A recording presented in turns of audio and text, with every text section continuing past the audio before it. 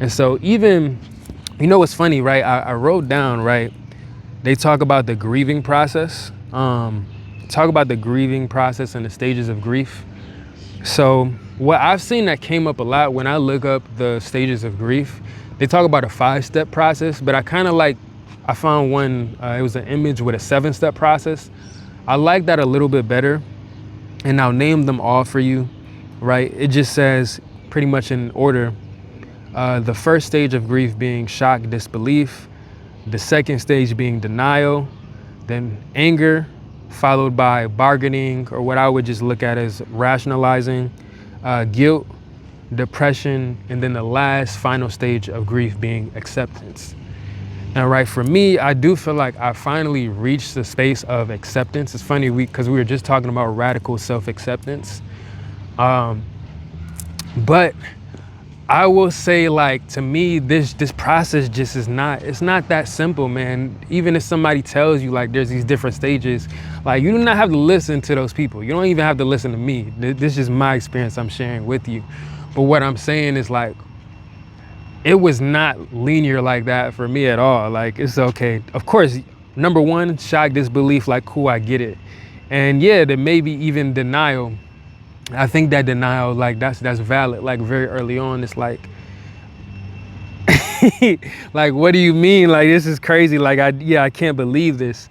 But even then, like, going immediately to anger, like, for me, after denial, it was just a lot of guilt that I felt, right? And that was number 5 on the list. But after I'm denying this, I almost felt guilty, almost like immediately, probably right in the midst of the denial, because I'm just like, bro, like, I was just thinking about my sister, and like, I wanted to, do something more for her. I was thinking about, like, I know she was going through it, but like, what could I really have done? Like, I'm a young adult. I don't have a bunch of money where I could just, make sure she's good and she's in a stable place. All I could do is tell her I love her and I cared about her. And the reality is that even early on, like, I had to accept that immediately after. Like, I chose to accept that guilt within the process, because I'm just like, bro, like, you did everything you can, and regardless of it, like, I even said at the memorial service, right, that we had for my sister, when we had family and friends come out, I was just like, I've never been ashamed of my sister. And I just said it straight up, and maybe to some of my family that might even seem controversial or radical, because I know the reality of, like, some of my family members probably said things about my sister that they weren't proud of. They probably held grudges that maybe they weren't proud of. But I was just grateful that, for me, my gratitude was always the main thing. And I never let any other differences or our, like, petty arguments, she would always be on my case, bro. She'd be like, Ephraim, just do it. Like, it's not that serious, da-da-da. But, like, I don't know, we had fun with each other. And I was just saying, like, it's like we were friends like that. Like, when we would see each other, we would always be cool. That's funny that wasn't the word that I was expecting, but that's what came out, man. Cause every time, like, I got to hang with my sister, like, she taught me how to drive, like, in the snow. And cause I was learning, I had my learner's permit, and she was like, all right, you wanna drive? Come take me to the store. And I'm just like, all right, bet. But yeah, man, I'm so grateful for that. And this translates, I talked about my dad in the radical self-acceptance. That's been a major part of my development. But even my uncle, like, when I had released Gospel, it's like the fact that he passed right around that time, and I was making this music already talking about grief. Like, it was just crazy to me, because he was just so, like, isolated in his own space. And I was literally thinking, like, I'm sharing this with y'all, man, because it's important for me to say it openly. But I was thinking about my uncle, like, almost every week, because we had a conversation, and I just remember it was like the first time he was speaking to me like a grown man, like an adult, because I was in my 20s and we hadn't seen each other in like a couple of years. I was out of town and stuff like that, and I was in school, graduated. And yeah, like about 2 years ago, I kind of saw him for the first time in a minute. He asked me, like, oh yeah, can you drop me off over here? And then I remember he would say things like, yo, I'm just okay. He would ask me questions like, okay, I'm just trying to see what type of man you are and stuff like this. And don't mind that, man. My uncle was in the streets, y'all. Like he was, he was from a different lifestyle back in the day, but he changed his life, really got heavily involved in the church, that he was a man of his word, in the Bible and of sorts. And yeah, I just seen something crazy. Yeah, I remember he was just saying that to me, but then he just started being like transparent and opening up to me, which I never really seen from him. And a lot of times, as black men, we aren't given that space or afforded the space and ability to do so. But he felt comfortable enough to just share with me what he was going through. And I was just like, yo, I can't hold you. Like in the moment, I was very like attentive about it and just very, you know, receptive of what he was saying. But it's just like the aftermath of it and like after the situation, I'm just like, dang, like I can't even believe like my uncle is going through all this. And I feel like maybe similarly with my sister, it's like the thought of like, dang, I can't believe they were going through all this. And that's probably where that guilt comes in within the grieving process of like, bro, like what can I do? Like how can I even help them? And I'm a super empath over here. Like if y'all haven't found out already, I guess this video is gonna make it more plain. Like I just be thinking so much about how I can be attentive to others and just how I can be supportive to the people that I love. And so when that happened, I just used to think about when I got the job. He even helped me, like my uncle helped me get the car that I have now, the Mazda, like not directly, but indirectly, because when I told him that I was looking for a job, he brought me down to this place, and like I first got a job doing what he does, like working with youth as a peacemaker in the city of Buffalo. And it's literally about stopping youth violence. And like they'll be by the bus stops, they'll be in the streets just engaging with the kids. And they're like, all right, well, we can get you into this immediately for sure, because he had a connection, he worked with people there. And so for 2 weeks, I was working with at-risk youth who actually got kicked out of their schools. And I was at like, I don't know what they call it, almost like I don't know how to say it, but like a rehabilitation type of school. And it was just so that they can graduate properly. So I was working with kids in that school.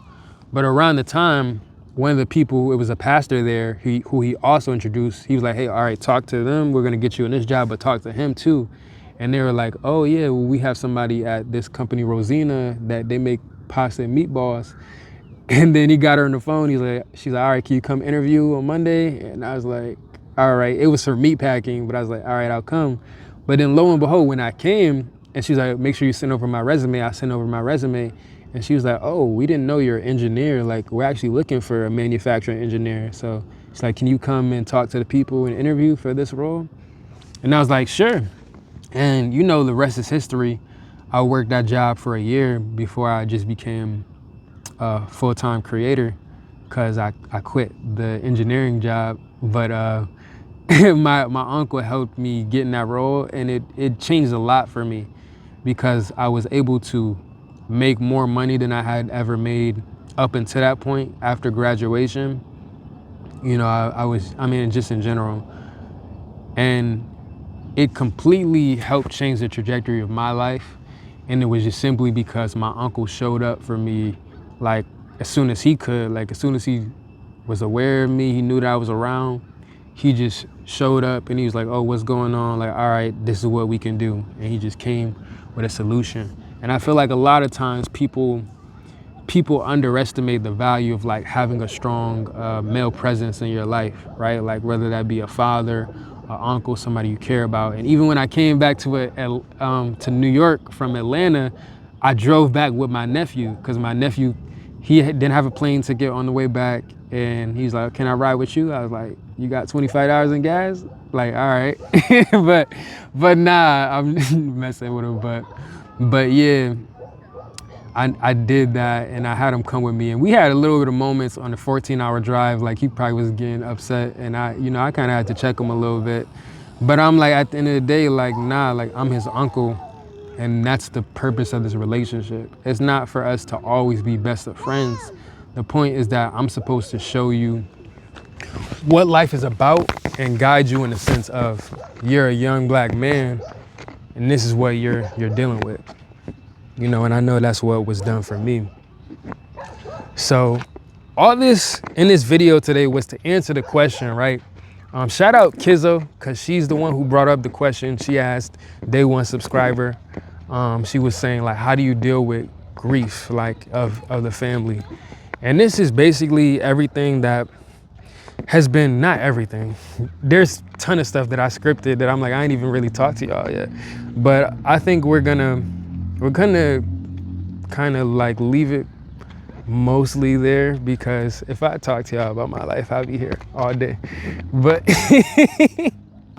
but no, it was like literally in how I got to like grieving in the open and thinking about grief. I literally went on YouTube and I was like, yo, how do you deal with grief? And I saw these TED Talks, and it was a couple women, and primarily the same point of like, when you're dealing with grief, you just need to be open about it. And you need to be willing to have that conversation and share with other people, and not like hold on to the feeling like it's some secret. And now that's where it kind of ties in with the radical self-acceptance. As soon as I realized that, and I saw that all the people who actually went through this process, I'm talking about people lost their husbands and their kids, like in car accidents and all types of stuff. And I'm just like, dang. I was like, they situations sound way worse than mine, shit. like, so I'm just like, all right. And it's like, not to compare, but I'm just like, damn, I couldn't imagine going through that, having a child and like losing a child. And I do have a friend who dealt with that. I have people who lost their parents too, right, that I know. And for that reason, I just look to be empathetic and like, you know what, how can I support that person as well? Because we're all just going through it. But grief is a natural part of life. It's not something that's linear. It's not something that goes away overnight, right? Like my sister passed about 3 years ago, and which is not very long at all, but it still makes me like just as emotional. But you want to know something that's really funny, and maybe I'll leave it off here. My sister's favorite song that I think about and I play, even back when I was in Atlanta, I took my mom to the airport, and the song is in my Spotify algorithm. So when I'm listening to like gospel, church music, that just comes on, and it's a song by Smokey Norfolk, and it's called Dear God, and just in parentheses like thank you for my life. And my mom was telling me how, because I knew a couple other songs that my sister liked, but my mom was like, this is your sister's favorite song. And when you listen to the words of the song, it's just crazy to me. He's like writing basically his open letter to God, like of just gratitude and being appreciative of like, no matter like all the things, like people who maybe forsake me, people who left me behind, right? Friends that I thought that would be there for me. All these things that happen, ups and downs. He's like, God, I'm grateful that I have my life to begin with. And I feel like, again, this is gonna be a reoccurring theme for me in this channel, because gratitude is one of my greatest values for sure. But like all the moments when I've been like at my lowest, saddest, even more recently, being back home, when I think about like, dang, like I'm not where I want to be yet. When I've found ways to transmute the pain and trauma and just suffering into gratitude and appreciation, like I've been making sure more recently, past couple months, every night, like I'm just grateful for. And even when people talk about manifestation, right, I think it's kind of like scripting or something. Like you talk about the things that you want to have and that you're gonna receive in advance. So it's like, God, thank you for getting me to this place. Like, thank you for allowing me to receive money and allowing me to be an entrepreneur. Thank you for putting me in this dream position or these opportunities. And that's even surface level. I really don't even, sometimes I'll get descriptive like that, but it's more so like, thank you just for protection. Like, thank you for abundance. Thank you for peace. Like, thank you for my life, quite literally. So yeah, man, when I think about that, it's like, that is the gratitude, that's ultimate gratitude. And that's something I learned from the example of my sister, right? Somebody who's not here physically, but I'm still learning, I'm still growing, and she's still teaching me in that way. And even my uncles, like when I think about all those moments, like as a man, and just seeing him do wild stuff and just being like, you know what? This is like, he was making the best choice he felt like he could at that time. And like, we're all just dealing with these feelings and emotions. And the more that I can learn to go inward for myself and like, all right, how do I express this? How do I get this off? Like, how do I, get it out? Sharing it with y'all, I realized like this can actually be a testament to somebody else. And, it can just help us continue to grow together. So yeah, this is the overall process. This is the overall. I had one more story to tell you. You know what's crazy? I seen another TED Talk while I was in Atlanta. It was from Keke Palmer. And she was talking about basically grieving aspects of herself and her childhood. And I think I'll get more into that in another video. Because another part of this grief has not only been grieving the loss of people and anyone who's not in my life, like from like physically, but also just, we don't communicate. There's also the aspect of like grieving the person that I used to be. And I realize as I'm changing, right, as I'm changing to ultimately get to a place of what I consider success, right, and achieving the life that I desire and I know that I deserve, I'm like, I also have to no longer be this certain version of myself. And that's something I want to talk more about. But I just remember Keke Palmer was talking in her TED Talk about about similarly that, and like also not being able to embrace her childhood and a lot of aspects of herself because she was constantly performing. And she realized that she didn't even take time to rest, oftentimes, because her family is like the looming thing of her family being like, oh, well, if you don't want to do this anymore, we could just go back to Chicago, right? Ironically, Chicago, because that's where she's from. And then she's like, well, no, like she knew that what came with that, her family suffered so much and they just endured so much poverty. And she's like, you know what? I'm going to be this other version of me, Keke Palmer, right? Because this is what's helping my family. This is what's helping us be able to live in abundance and just not have to struggle anymore. And it's just funny that she said all of that changed when she had her son, and her son's name is actually Lee Otis, which I was like, this is crazy, because that's my uncle's name. Like, my uncle's name is Lee Otis Bostic. And I'm just like, what are the chances? Like, I watched this video like 3 days ago and I'm like, that's so crazy, because I knew I was gonna make this video for you guys. But I'm just like, that's like, everything is so intentional, and it's just wild how the synchronicities happen in life. And I feel like, God put that in front of me because it's like I'm meant to watch it for a reason. Like, I'm meant to learn these things. And I feel like that's so often what happens in our life. Like, if you watch this video, you get through the whole thing, like, I'm sure there's something for you in it. But I just say that because as much as like we can all be going through this collective grieving processes, there's so many silver linings or moments to appreciate where I could just look at that as like, wow, that's crazy. Yo, them dogs, like, they're going in. But I'm just like, wow, that's crazy. Just because her son has the same name as my uncle. And this video just came out like on the TEDx. It just came out like this week. So I'm just like, wow, what are the chances before I make this video? But it's like a reminder. And I feel like that's how sometimes synchronicities can work. Just a reminder to stay present, be grateful, and like, even if God is communicating it, or, those people who are no longer here, they're still like in touch with you, of just like, nah, this is a reminder, I'm here with you. And I just want to let you know, like, I'm proud of you. And I feel like that's what my ancestors, that's what my family is telling me, you know, my friends who are no longer here.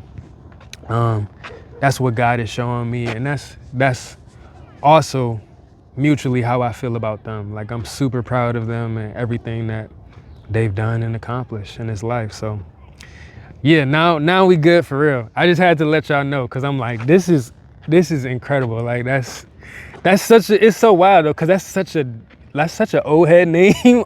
Like Lee Otis. I'm like, yo, her kid's probably like 6. I'm like, she named her kid my uncle's name. But all right, I'm done, y'all, man. Until next time, this has been Ephraim. I appreciate y'all, man. Thank you for tapping in. Peace.